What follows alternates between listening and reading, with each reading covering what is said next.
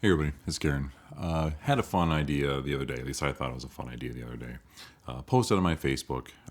Don't have a lot of followers. I'm not famous. I'm not a celebrity by any means. But just on the off chance, asked, hey, anybody got any questions for me? Maybe doing a Q&A video would be kind of fun.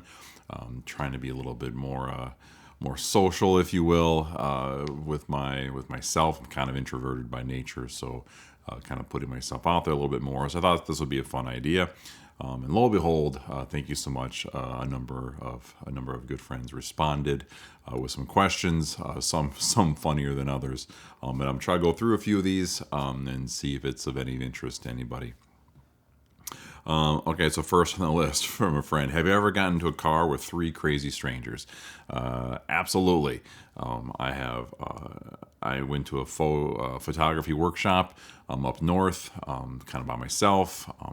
Met three amazing individuals, which we ended up spending the entire weekend traveling around together doing photography.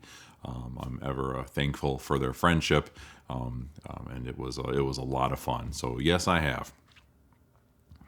Do I take high school senior photos? I have. It's not my regular gig, if you will, but I've done high school as well as college of photos. I do like portraiture, so it's not for lack of enjoyment of portraiture. I do have lights. I do have kind of equipment and such. I'm just not as involved in that scene, but absolutely, I'm always open to it, especially if people are looking for something that leans itself more to my flavors. So if it's a heavy metal senior, that's kind of my jam, right? Or if it's an athlete or something to that effect, wanting to do something more around motion or something to that effect. Absolutely. So I have done those. I do them. Just it's not my primary focus.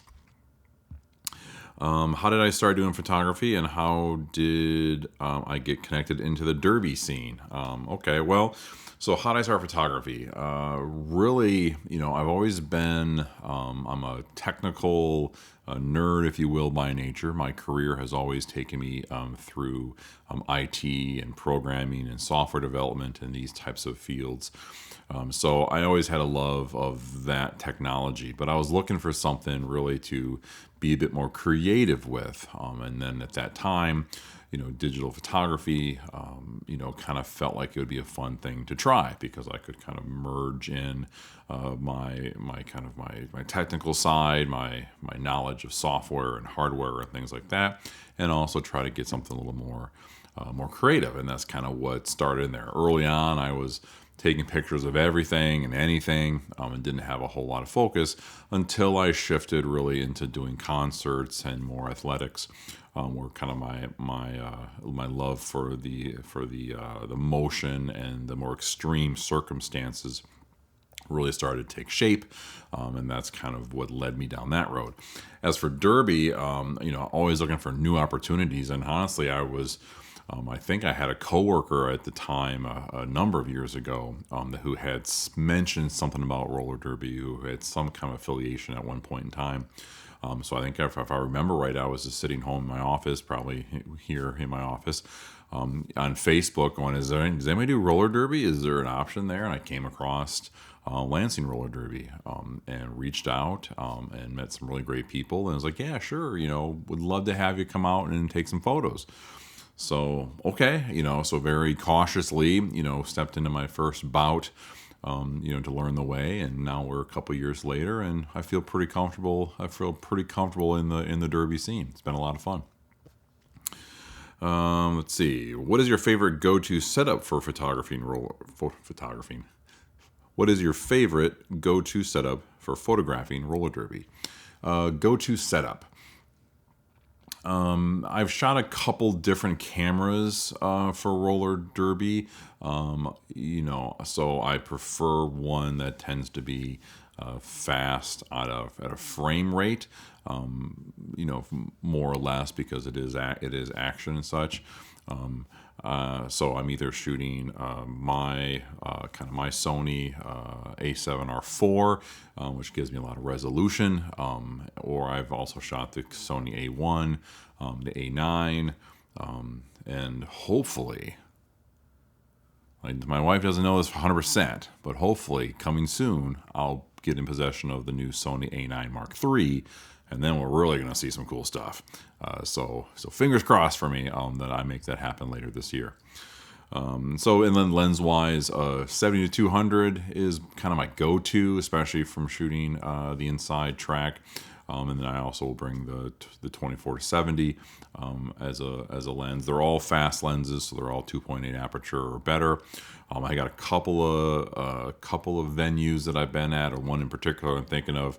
I'll also bring my 135 1.8 lens because it's dark, super dark. So I need even a higher aperture or a faster lens for that. That's kind of my go-to setup. Again, you probably know I don't tend to use lights.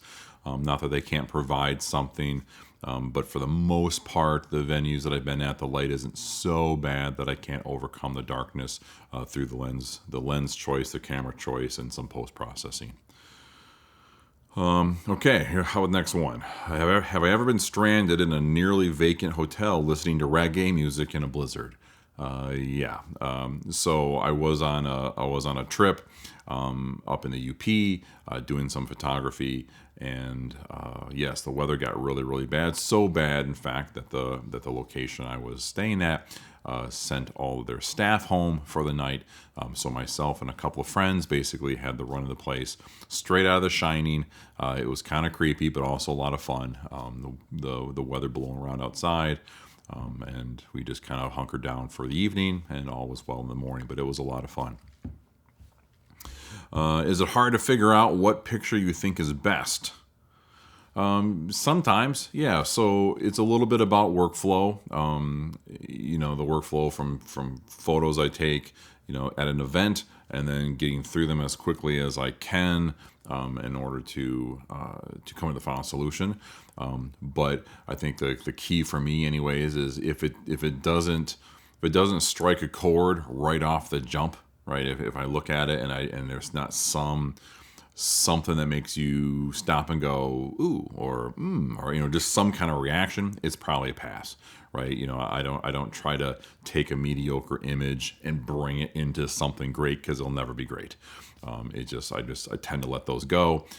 Sometimes it's frustrating because sometimes I've had pictures that are so close, to the moment that I wanted, or so close to some bit of action, but there's something else wrong with it, just doesn't do it, and I just have to let it go. So I'm always really doing my best to only show the best images that I can produce. What is your first pick to photograph?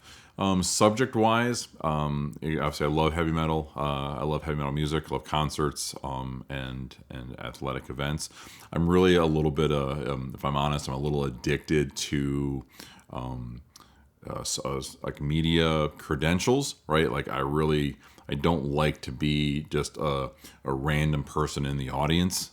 So when I do athletic events, when I do concerts, when I do things like that, I'm always looking to be credentialed so I have access to areas that others do not.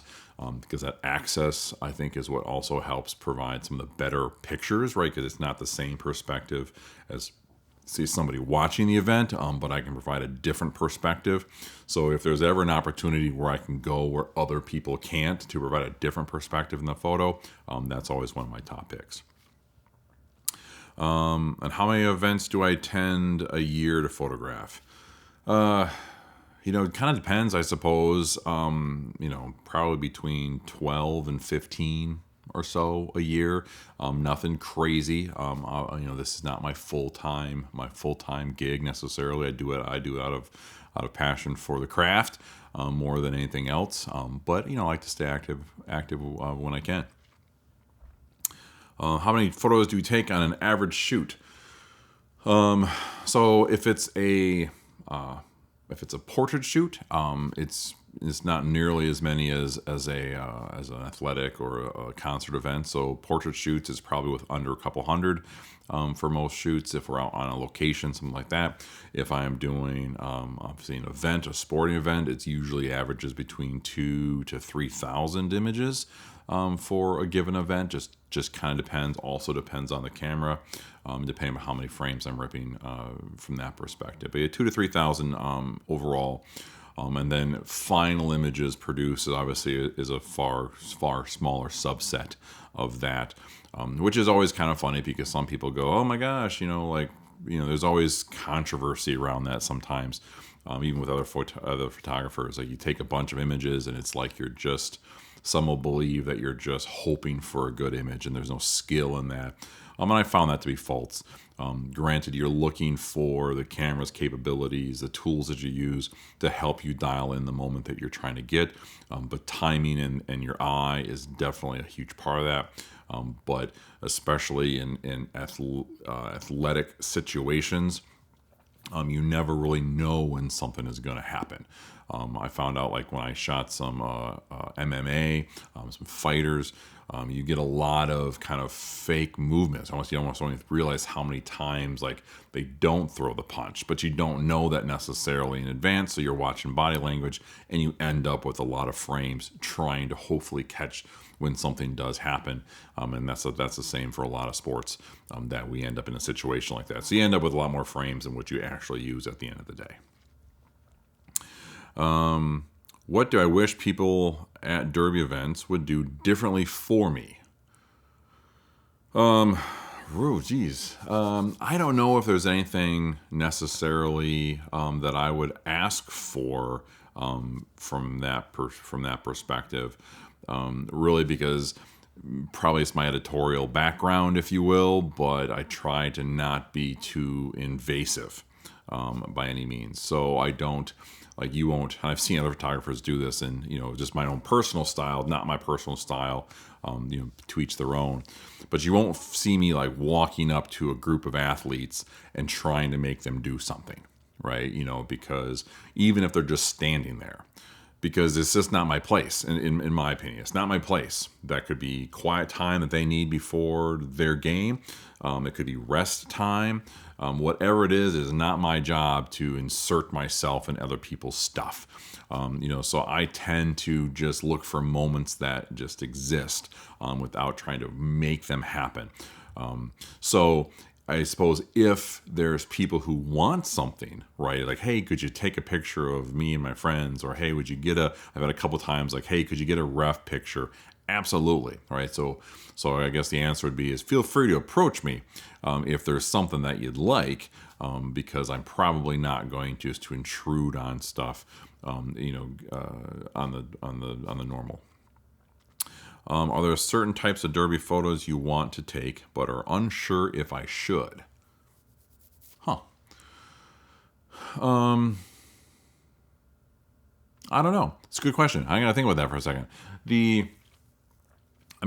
With all sports photos, and honestly, music kind of goes the same way, but you're always trying to make people look good, right? Nobody wants to see a picture of themselves, not looking good, right? Now, sure, there's always going to be some comedy at times, like, oh no, so-and-so fell over, or so-and-so, but for the most part, people want to see themselves looking good, right? So I do that part of my culling process to make sure that I'm not showing images that people wouldn't otherwise want to see.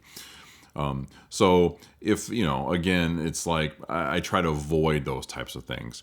And I also, because I don't stylize stuff, at least at games, if somebody wanted to do something kind of fun, like, hey, I'm going to go do some jumps. Hey, I'm going to go do some things. You want to get some fun images? Sure, let's do that. I love that creative side. It's just at games I won't tend to approach people for that. And is it annoying when us derby peeps ask you to take specific photos? No, not at all. The only thing to keep in mind is sometimes, depending upon the photo, I'm not always set up for it. right? Because especially at games, the gear that I brought, the camera that I brought, in many cases, I'm leaning towards doing action stuff. So it doesn't mean I have I didn't bring a bunch of lights, I didn't bring a bunch of stuff. So depending on the photo, I'll do my best. I'll take my best crack at it, but I'm not always set up necessarily to take a to do things completely off the cuff. But I'm sure willing to try, as long as people are patient with me. How do you feel about getting your own photo taken? I hate it. I hate it. I'm definitely not an in front of the camera kind of person, by any means. Especially I see myself on videos sometimes. I got to watch myself on ESPN. After I did a college football game, and then I was watching some footage. I was like, oh my gosh, I'm on ESPN. Hilarious, but I don't like to see myself on camera necessarily. But here I am recording this video as we speak, so trying to get a little bit more comfortable with that. But on overall, you'll definitely see me behind it, more so than anywhere else. Have I ever had my own calendar?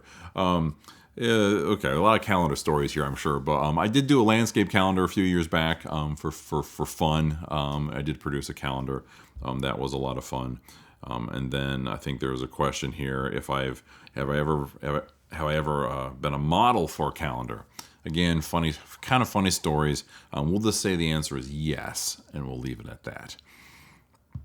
What else do I have here? Have I ever been attacked by a bird during a photography workshop? Yes. Yes, I have been attacked by a bird during a photography workshop. Almost didn't know what the heck happened. But yeah, be careful of the wildlife if you're out there in the woods. It can get kind of funky. And I think last, what is my favorite subject to photograph? I like action. I like motion.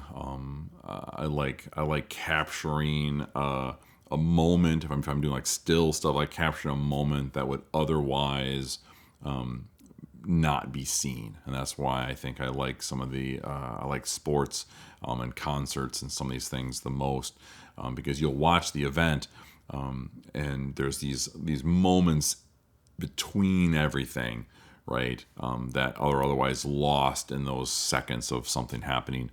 So it's always fun to be able to capture that and look back on that particular instant, that fleeting instant that will never be there again, potentially was not caught by anybody else.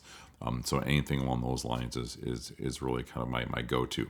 But I really also enjoy just experimenting with other stuff. That's why I've done some landscape stuff, more portraiture stuff. I still like the craft overall, for different avenues. But those are kind of my go-to.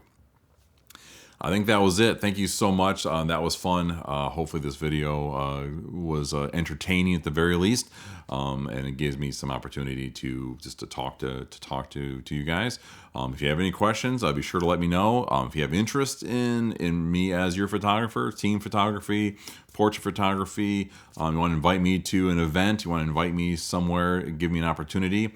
If it's a sport, if it's anything to that effect, absolutely, let me know, and I'll see if I can accommodate. On that, I will talk to you again soon, hopefully. Take care.